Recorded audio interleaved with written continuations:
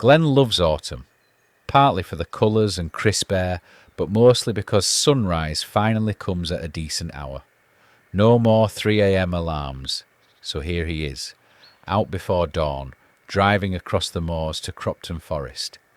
Mist clings low, the sun works between the trees, and the stage is set.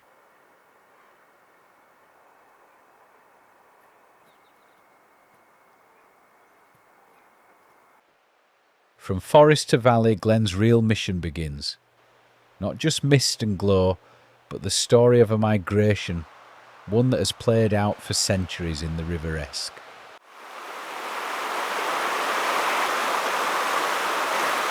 Sea trout and salmon, born here, remember this place. They grow, they leave, and years later they return, guided by the river's taste and smell etched into their bones. They spawn, they die. The cycle continues. Glen has come to the river today.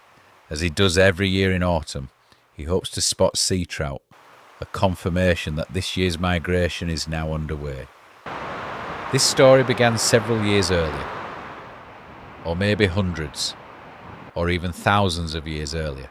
Back when the parents of today's fish swam home to the River Esk, they came upstream, spawned the next generation, and then slipped back into the sea. And so the cycle began. A cycle that has been repeating for decades, for centuries, and very possibly since before Whitby was even Whitby. The young salmon and sea trout are spawned here.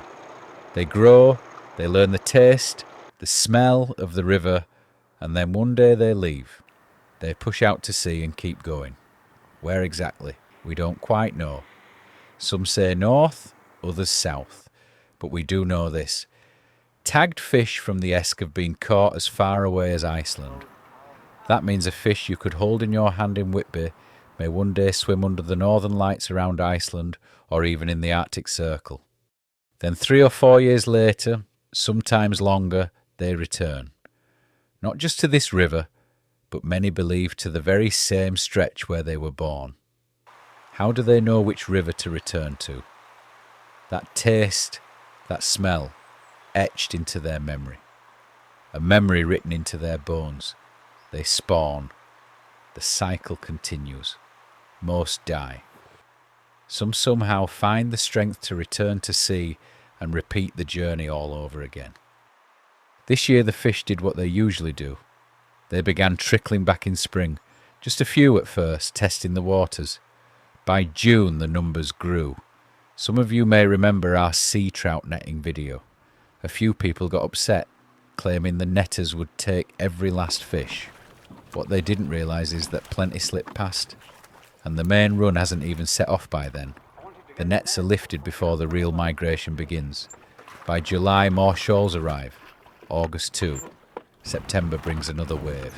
And then, as the season draws to a close, the real show begins.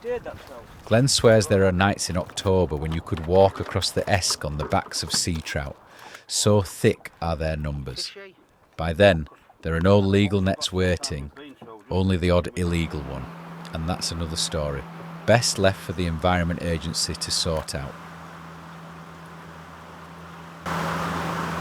But 2025 was different. The Esk is a spate river. It only lets fish move upstream after heavy rain raises the levels. Without that surge of water, the river is too shallow. The fish stranded in the harbour. And this year, Yorkshire had a drought. Month after month, barely a drop fell. The trout gathered in Whitby Harbour, waiting. But they could go no further. Then, just this past weekend, the skies opened. A month's worth of rain in a single day. The river swelled, the levels rose, and the fish finally got the green light to go home. And that was Glen's signal too, to grab the camera, head for the Esk, and see what happens next.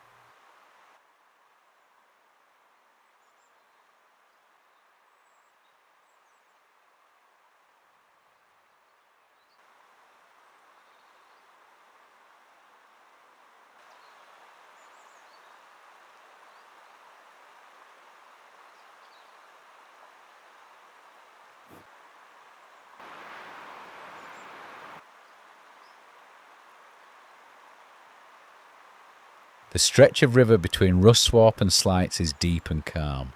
No rapids here. The fish get an easy ride for a couple of miles before they find the next obstacle. Slights Dam. There's plenty of water for the fish, but are they running today? Sometimes, if it is dry for too long, the fish in the harbour return to sea.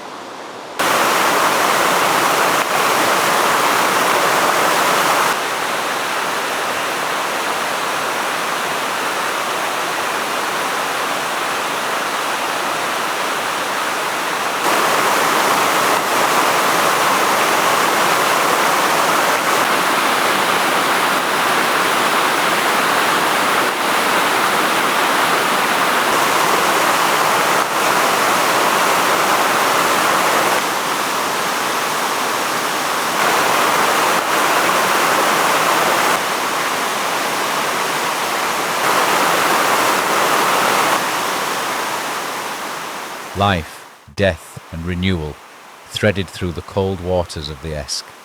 And here, in the dark waters, something older than Whitby itself keeps moving. While the abbey crumbles, while tides rise and fall, while the town below changes hands and habits, these fish keep returning.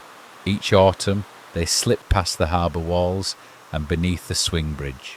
No fanfare, no applause, just an ancient memory drawing them home.